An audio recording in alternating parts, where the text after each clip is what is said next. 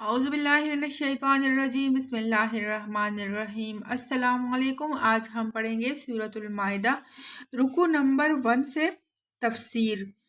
دین کو مکمل کر دینے سے مراد اس کو ایک مستقل نظام فکر اور عمل اور ایک ایسا مکمل نظام تہذیب اور تمدن بنا دینا ہے جس میں زندگی کے جملہ مسائل کا جواب اصولاً یا تفصیلاً موجود ہو، اور ہدایت اور رہنمائی حاصل کرنے کے لیے کسی حال میں اس سے باہر جانے کی ضرورت پیش نہ آئے۔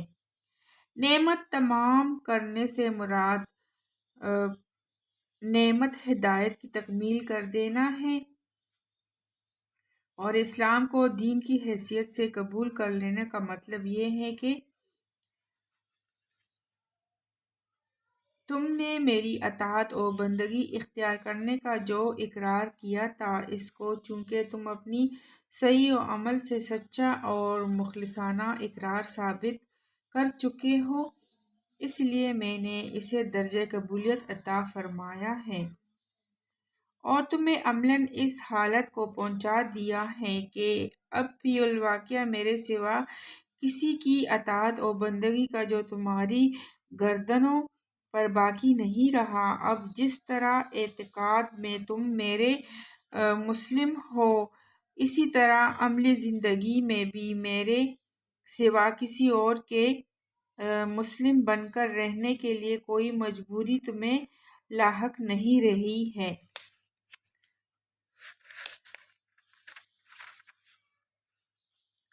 پوچھنے والوں کا مقصد یہ تھا کہ انہیں تمام حلال چیزوں کی تفصیل بتائی جائے تاکہ ان کے سوا ہر چیز کو وہ حرام سمجھے۔